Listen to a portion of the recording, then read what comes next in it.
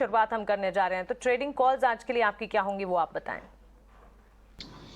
Good morning. देखिए, आज अगर जो इवेंट है उसके मद्देनज़र जो मैंने रखा है, ऐसे स्टॉक्स रखे हैं जहाँ पे एक अच्छे कंसोलिडेशंस के बाद प्राइस ऊपर आ रहा है और काफ़ी सपोर्ट्स के नज़दीक है। तो उसमें से पहला जो नाम है वो है बीएससी का। स्टॉक अगर आप देखें तो मेजरली इसने कुछ इतना किया नहीं है, एक रेंज बाउंड में ही रहा है, कंसोलिडेशन फेज में ही रहा है। लेकिन अभी एक ट्रायंगल पैटर्न का ब्रेकआउट हमको कल देखने मिला है। वॉल्यूम पार्टिसिपेशन भी अच्छा था। शॉर्ट टर्म मूविंग एवरेज के ऊपर ट्रेड करता है। यहाँ पे लग रहा है कि एक अच्छी अपसाइड आपको देखने मिल सकती है। तो 630 के लक्ष्य के लिए इसको बाय कर सकते हैं।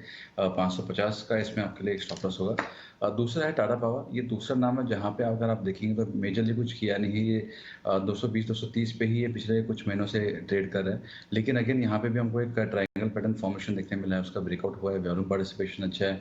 55, 89, 200 मूविंग एवरेज के ऊपर ट्रेड कर रहा है। तो सभी इसके लिए जो एलिमेंट्स है वो काफ़ी इसके फेवर में है। तो वहाँ पे मुझे लगता है कि 242 के लिए इसको प्ले कर सकते हैं। इसके ऊपर क्लोजिंग आती है 242, 245 के ऊपर, तो स्टॉक जो है 260 के ऊपर भी जा सकता है। तो रिस्क बहुत फेवरेबल है।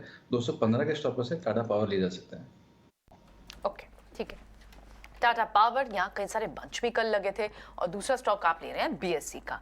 ठीक है, एक बार संतोष से भी उनकी ट्रेडिंग स्ट्रैटेजी देख लेते हैं। ट्रेडिंग पिक्स क्या होंगी आपकी संतोष? जैसा हमने डिस्कस किया, स्टॉक स्पेसिफिक अप्रोच रखना चाहिए। मुझे लगता है FMCG could be sector of the day. Ajay sir ने कल भी हाईलाइट किया था कि रूरल डिमांड में एक रिकवरी देखने को मिल रही है और आज शायद मार्केट जिस हिसाब से कंसोलिडेट कर रहा है तो एक डिफेंसिव बेट पे प्ले करना चाहेगा और क्रूड ऑयल का भी बेनिफिशियरी हो सकता है जो फॉल आया है। तो एचयूएल मेरा पहला पिक रहेगा जहाँ पर एक इनवर्स हेड एंड शोल्डर का ब्रेकआउट आते नजर आ रहा है। मोमेंटम जारी रह सकता है। यहाँ पर 2720 के इमीडिएट टारगेट रहेंगे एंड 2630 का स्टॉप लॉस रहेगा। मेरा दूसरा स्टॉक रेडिंगटन है। इस स्टॉक की भी बात करें तो मोर देन 1 ईयर के कंसोलिडेशन के बाद इसने अपना प्रीवियस हाई ब्रेक किया है। एक बुलिश फ्लैग फॉर्मेशन का ब्रेकआउट भी दिखा रहा है, तो ये मोमेंटम जारी रह सकता है। यहाँ पे 192 का टारगेट रहेगा एंड 182 रुपीज का स्टॉप लॉस रहेगा। मेरी लास्ट पिक एडवांस एंजाइम है। ये स्टॉक में एक हेल्दी करेक्शन के बाद करीबन 8 महीने से कि बेस बिल्डिंग प्रोसेस में था। बेस बिल्डिंग प्रोसेस के बाद कंसोलिडेशन से बाहर निकल रहा है, अच्छे वॉल्यूम के साथ ब्रेकआउट आया है, तो यहाँ पे खरीदारी करना चाहिए। 330 का टारगेट रहेगा एंड 305 रुपीज का स्टॉप लॉस रहेगा। ओके, तो चलिए यहाँ पर 3 कॉल्स संतोष की तरफ से। कुश, आप बताएं आपकी ट्रेडिंग पिक्स आज की क्या होंगी? जी हाँ, इंटरेस्टिंगली मेरी पहली पिक जो है वो संतोष के साथ मैच कर रही है, विच इज रेडिंगटन। अब लास्ट महीने मैंने इस स्टॉक के बारे में चर्चा की थी 170 के टारगेट से।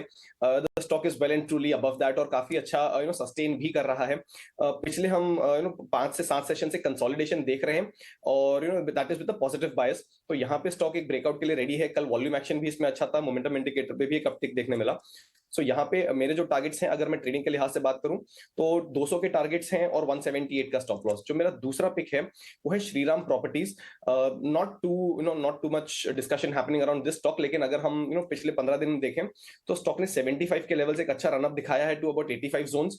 This is also backed by fairly decent volumes और जो इसके की रेजिस्टेंस जोन्स हैं उसके ऊपर स्टॉक अभी ट्रेड कर रहा है और काफी इसमें एवरेजेस जो है कन्वर्ज हो रहे हैं विद अ पॉजिटिव बायस। तो यहाँ पे बाय करके चल सकते हैं फॉर अ टारगेट ऑफ 95। यहाँ जो स्टॉप लॉस है ये आपका 80 का रहेगा।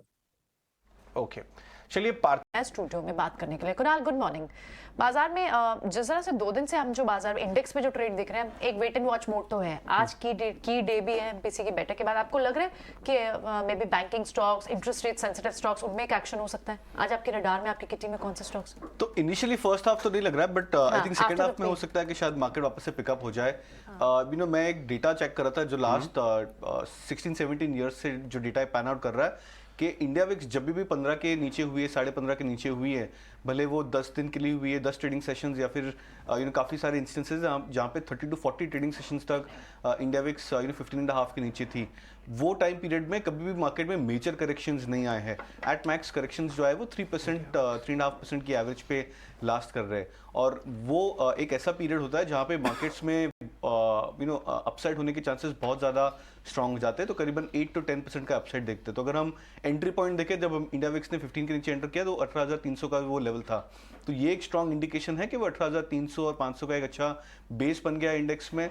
और मेरा ऐसा मानना है कि अगर हम ये इवेंट्स को डाइजेस्ट कर ले, ज़्यादा वॉलेटिलिटी ना अगर आ पाए मार्केट्स में, तो वो भी एक बहुत अच्छा इंडिकेशन है कि मार्केट्स वापस से सेटल हो रहे हैं एक अपसाइड बाउंस के लिए। इंटरेस्टिंग, बहुत बढ़िया। ट्रेडिंग आइडियाज ही बताते जाइए कुणाल, लेकिन ये स्टडी हम और थोड़ा डिस्कस करेंगे क्लोजिंग में एक बार आपसे और थोड़ा डिटेल में निकाल के। लेकिन ट्रेडिंग आइडियाज आज के, और एक खाली बात बताऊंगा, द लार्जेस्ट ट्रेडिंग सेशन जो स्ट्रीक था जब इंडिया विक्स 15 के नीचे था, 134 ट्रेडिंग सेशंस था।